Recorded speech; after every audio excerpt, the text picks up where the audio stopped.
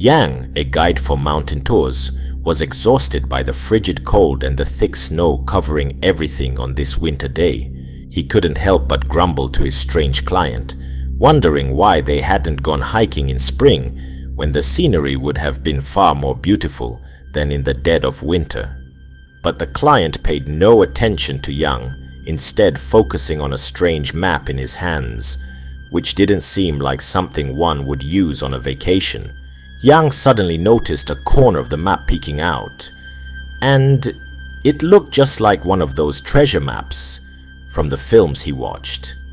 Curiosity stirred within him. Could it be that the man wasn't on a vacation, but was actually on a treasure hunt? The client seemed to notice Yang's curious expression and became wary, warning Yang to stay back and wait for him. The client then continued forward alone, telling Yang not to follow or spy, as it could be dangerous for him. Yang's face twisted into a sly grin. He thought to himself, so it really is treasure.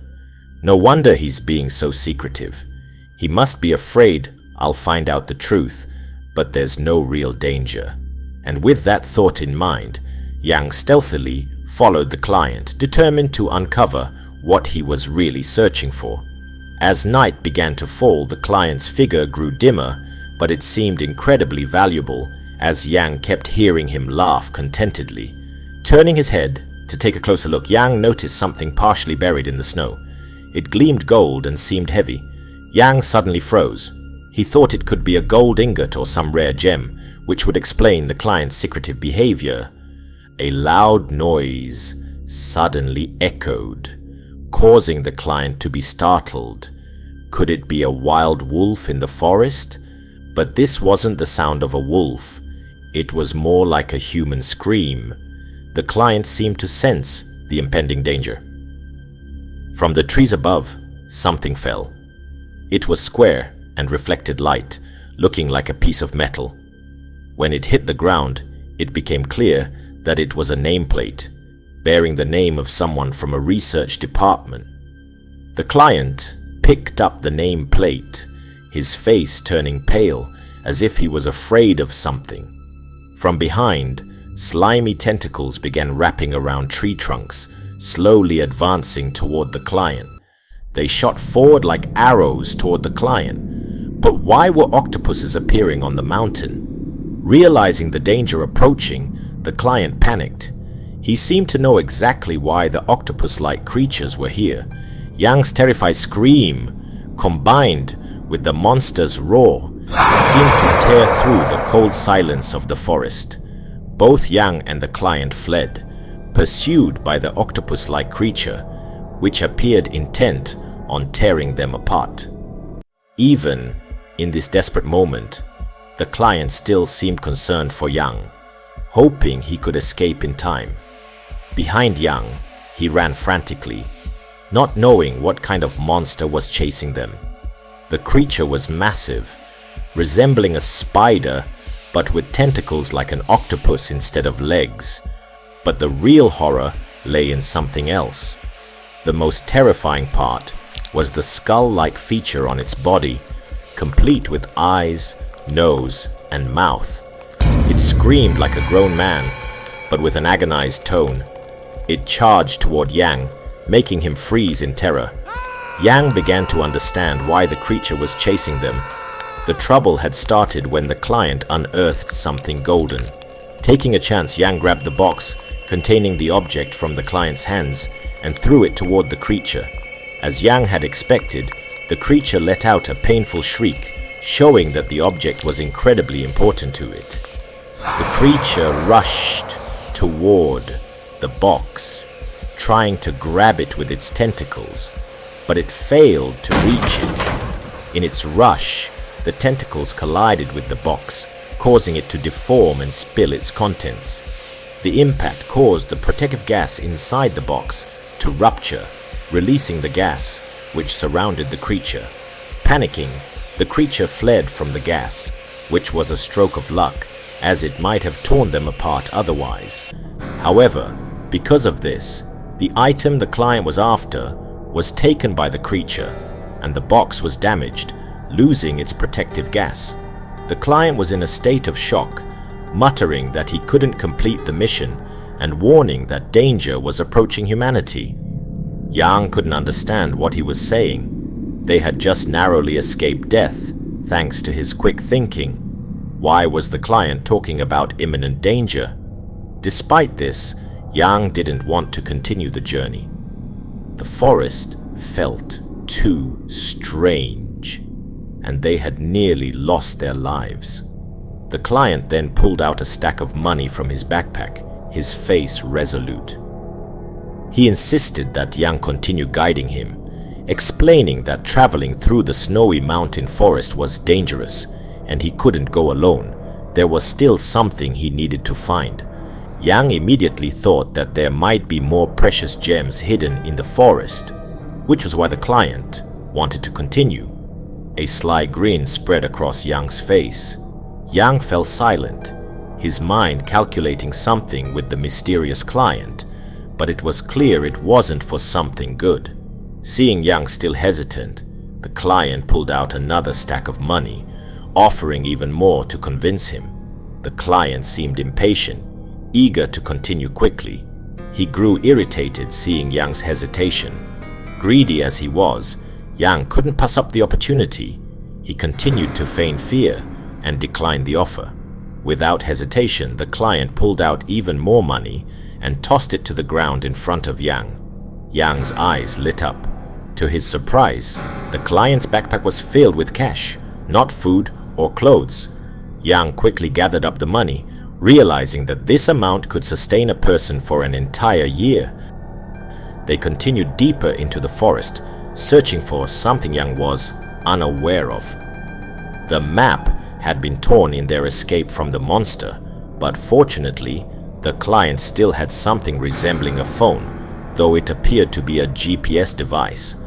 The device vibrated, notifying them that they had arrived. The client happily moved toward a tree by the roadside. Beneath the snow, something yellow and shiny appeared, what looked like a golden rock. Overjoyed, the client didn't notice Yang, who had been watching him closely. Yang's face broke into an evil grin. His greed had fully consumed him. Yang no longer had control over his actions. He grabbed a rock and lunged at the client. A loud thud echoed through the quiet forest as Yang struck the client. The rock in Yang's hand was soaked with blood, but he felt no fear after what he had done. The client struck from behind, collapsed, unconscious from the pain and blood loss. Without a shred of remorse, Yang snatched the client's backpack. As the money spilled out, Yang's eyes were fixed on the riches before him. Along with the money, a walkie-talkie and a note with the words "Radiation Research Lab" fell out. But Yang, blinded by greed, paid no attention to these items. His focus was solely on the golden rock by the tree, the very object the client had risked his life to find.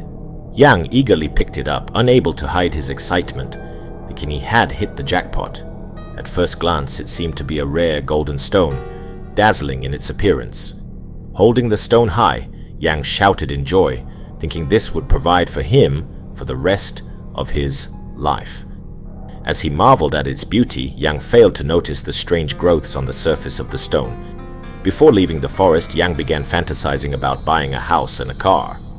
Just then, the client's walkie-talkie crackled to life, with a frantic voice warning to be careful and not let the cocoons escape. Yang was distracted, but it was already too late. Something began moving on his neck, crawling into his shirt. He quickly tried to grab it, but it had already gotten inside. The walkie-talkie continued to blare, warning that if the cocoon wasn't buried in the snow or kept in a protective gas chamber, it would break free. Yang now realized that the golden rock wasn't gold at all.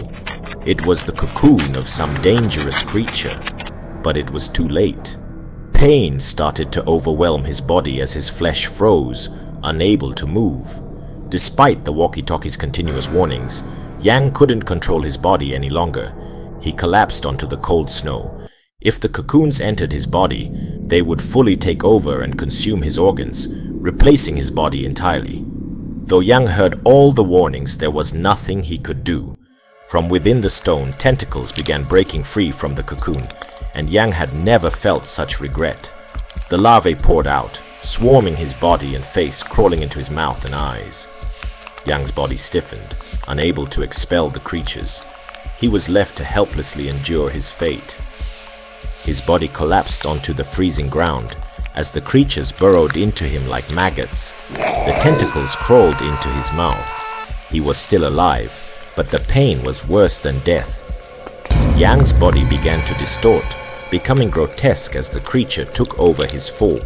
The walkie-talkie fell from the backpack, and it was likely the other end knew what had happened to their colleague. The tentacles grew larger, devouring his internal organs, and started on his limbs. Yang's legs and arms were replaced by the grotesque tentacles. His body was completely covered in something resembling spider silk. In his final moments of awareness, Yang could hear the walkie-talkie's warning still ringing in his ears. Then, Yang lost all consciousness.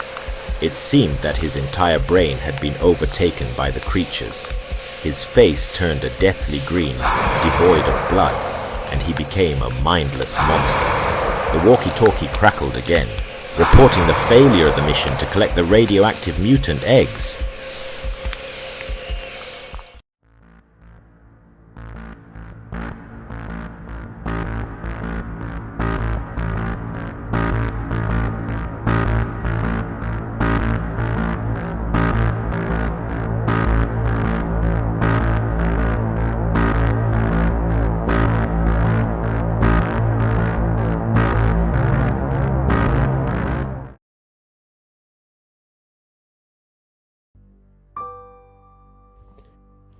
This horror story was about a mutant fly which the X organization researched and studied. For some reason, the sample of mutant flies appeared early in society. It was the first Monday of the week at an office of a horror animation production company. Ben was an illustrator. While he was working, a fly landed on his hand. With all his concentration, Ben stared at the fly. Then he slowly reached out and took a book. "Let me see where you run off to, disgusting fly!" shouted Ben. The fly was smashed and died in his hand in just a short time. Not stopping there, Ben quickly removed the fly carcass from his hand. 105th fly. He happily put it in a glass jar and mumbled the number of flies he had caught. Looking at Ben, Jack, his colleague, turned to him and asked, "What are you doing with that? It's disgusting!" Our office has so many flies. Killing them makes me feel like, well, I have accomplished a great feat. Jack just looked at him and said nothing. He thought that Ben was a weirdo. That night, because of overtime, both Ben and Jack went home late. They appeared tired on the subway. As usual, Ben wore headphones and was listening to music, but that day, something strange happened. Ben heard loud humming sounds in his ears. "Damn it! Where are these flies coming from? Nasty flies!" Hearing Ben say that, Jack was surprised to answer that there were no flies at all. At this time, Ben was bewildered because the noise was getting louder and denser by the day. Ben told Jack that there seemed to be a swarm of flies somewhere. Jack looked at Ben and laughed. He thought that Ben had gone crazy because of the flies. Moreover, harmless flies have nothing to fear. The sound was getting louder and louder. Ben was getting annoyed and feeling insecure about what was happening. Seeing his strange expression, Jack kept asking if he was okay. He was holding his head at the time and was in pain, and the voices rang out in his mind. Ben started showing extreme panic. He screamed and said that the flies wanted revenge. They were coming for him. Then Ben fell to the ground and lost consciousness. He was immediately taken to the hospital. The doctor was picking something out of his ear. It seemed that this caused him to have hallucinations of some kind. A fly was pulled from his ear with blood flowing out, looking terrifying. It was a dead fly. The doctor picked it up and put it on the tray. Luckily for you, the fly didn't enter the eardrum, so it was not dangerous. The doctor said that maybe because Ben slept so much, it created conditions for insects to get into his ears. Ben's head was still buzzing as he asked the doctor what made him faint. The doctor replied that it was all just an illusion. Maybe it was because Ben worked overtime. He just needed to take a break and not have the same situation all over again. Hearing that, Ben smiled and breathed a sigh of relief. It seemed that the nightmare about the leopard fly was just an illusion. 3 days later, at Ben's apartment, a scary thing happened. After returning home from the hospital, Ben seemed to feel something was wrong with his body. He always felt a stench in the house, even in his mouth. That was why he had to brush his teeth. Even stranger than that was that his eyes suddenly became bigger than usual.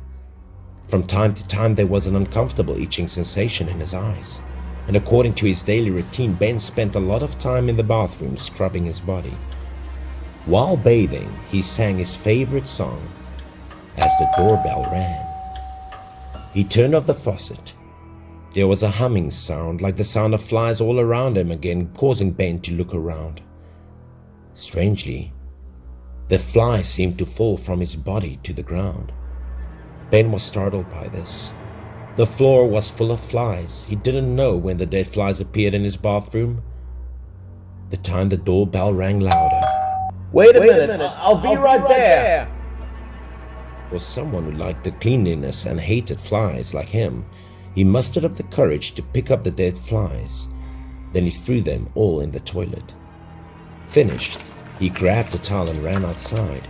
He was curious as to who would come at this hour. As soon as the door opened, Ben was happy to see the new intern who came to the company. He had invited her to his house that night, but he didn't expect her to come so early. The girl was embarrassed when she saw Ben wrapped in a towel. She came to Ben's house for dinner, and to her surprise, the dinner was for him. The two of them entwined in loving embrace as they did what everyone knew they would do. But while Ben reached out with his tongue to kiss the girl, something strange happened. Out of nowhere, a fly suddenly appeared from his throat. It crawled all the way to the tip of his tongue, then it crawled to the girl's tongue in a very disgusting way. She seemed to feel the stickiness of the fly's feet, so she screamed in fear. She said that she seemed to have a fly in her mouth. He immediately reassured the girl. "There are no flies here. Open your mouth so I can have a look." As he looked closely, he saw nothing in the girl's mouth. He started laughing mysteriously and said that one big snake would appear soon. The girl laughed along with him, but was still shy. She even joked that she would teach his snake a lesson. However, as soon as she finished speaking, something happened that surprised her. The girl told Ben that a fly was coming out of his eye. Immediately he stopped motionless. Next, a dead fly was stuck on Ben's face. Ben standing motionless, the girl showed fear but still plucked up the courage to hit the fly on his face. As she opened her palm to have a look, a pile of dead flies had appeared. She was panicked at this point. Her whole body couldn't move anymore. It was the first time the girl had ever witnessed such a terrifying scene in her life. Before her eyes, Ben was no longer Ben. As the terror enveloped the girl, she stammered and asked what happened. The human body. What an ideal parasite place. This is only just begun.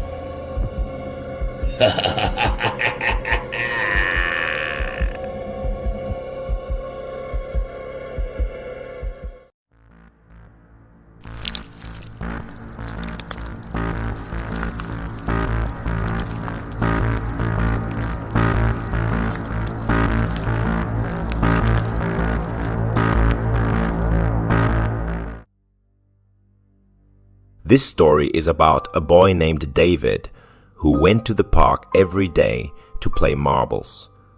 While he was playing one day, 3 other boys appeared. The boy with a mole on his cheek, named Leo, stepped forward and asked David to lend him a marble. "David, I didn't bring any marbles today. Can you lend me one?" As always, these 3 boys would look for ways to bully David whenever they saw him playing marbles. This time, they planned to use David's own marbles to win all of them from him. In no time, David had lost all of his marbles. "Hey, here's your red one back. I don't want these girly colored marbles." David looked at the pink marble left in his hand and felt sad. He felt humiliated, always bullied in this way. He could never defeat the 3 boys alone, and always lost, even when playing marbles. Frustrated, David threw the pink marble away. The marble soared forward, then fell into a drain. David watched the marble roll away and began to cry. Suddenly, he heard a voice whispering in his ear, "David, you can't let this happen. You can't let others keep bullying you." Another voice urged him, "That's right. Go get the marble back." David immediately ran to retrieve it, hoping it hadn't fallen too far down. Fortunately, David spotted the marble. It had been stopped by some dry leaves at the bottom. Picking up the marble, David felt relieved. It was, after all, the last one he had. This one is. David noticed something odd. Why did the marble seem so strange? It wasn't the marble he had thrown away, but he didn't care. It was beautiful, and David decided to keep it. However, the marble looked peculiar. Inside, there appeared to be a tiny worm. But how could someone create a worm inside a marble? That night, David practiced playing marbles tirelessly. It was challenging, and he grew increasingly frustrated as he kept missing his shots. He kept fiddling with the marble, hoping it would help him win and get his marbles back the next day. But suddenly, he noticed something strange. The marble grew hot, and the worm inside seemed to be wriggling. A strange sound came from the marble, grabbing David's attention. Shockingly, the marble split into 2 identical marbles. It was unbelievable. David seemed fascinated by the cloning ability of the strange marble, and he immediately threw it down onto the table. 2 marbles bounced up beautifully, but what David couldn't understand was why there was a worm inside the marble. David sat, resting his chin, examining the 2 marbles with the worm inside. Suddenly, he turned around and threw 1 marble into the fish tank, as was his daily habit. The fish tank and the desk drawer were the 2 places where David usually placed his marbles. It was beautiful. The marble blended with the water, and the focal point was the worm. David found this incredibly fascinating. That night, something strange happened. The next day, at the park, 3 boys were playing marble shooting. Suddenly, Leo looked up curiously when he saw David coming from a distance. David looked cheerful at that moment, holding some kind of box in his hands.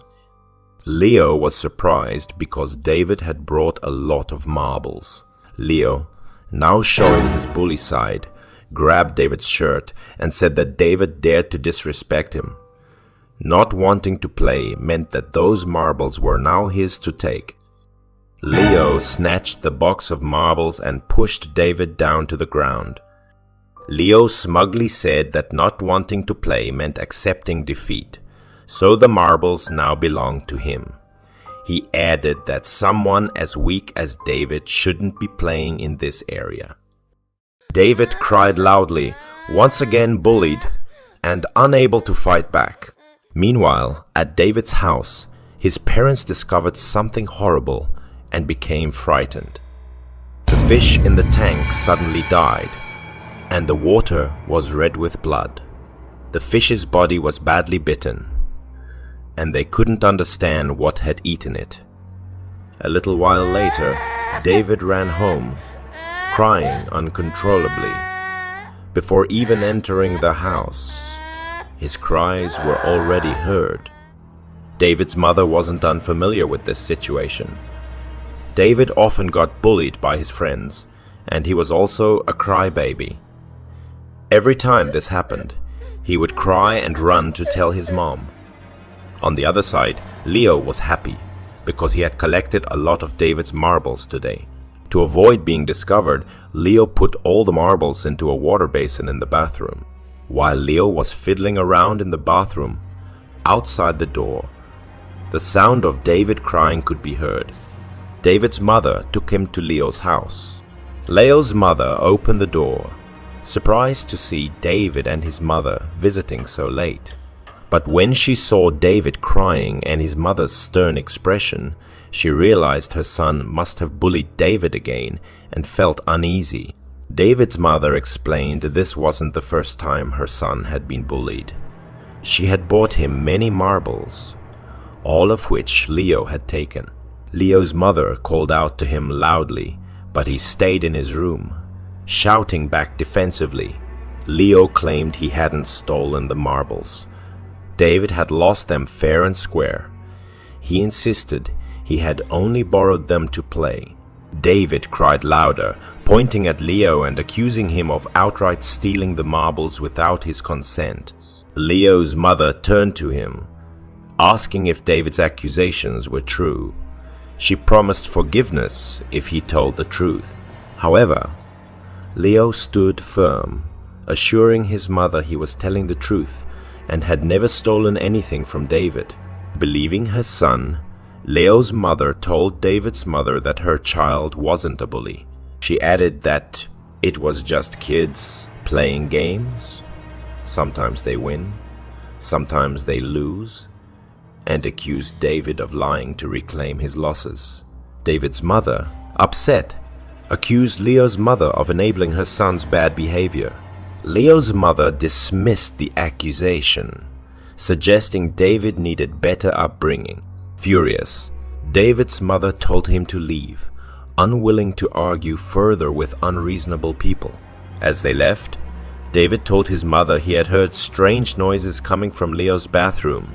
After they left, Leo's mother blamed David's weak nature and poor parenting for the situation, wondering why they had even come over. Leo, thrilled, thanked his mother and called her amazing, but she pointed at him and scolded him harshly, saying she knew exactly what he had done. Suddenly, a sharp scream came from the bathroom, Leo's father's voice. Leo and his mother rushed to the bathroom and flung the door open, horrified by what they saw. "Leo? What did you throw into the bathroom bucket?" his father screamed, terror-stricken. A creature emerging from the bucket was attacking him. Dozens of blood-sucking bugs swarmed over him, spilling onto the floor as he writhed in fear and pain. To their horror, the basin containing David's stolen marbles had birthed these grotesque multiplying insects.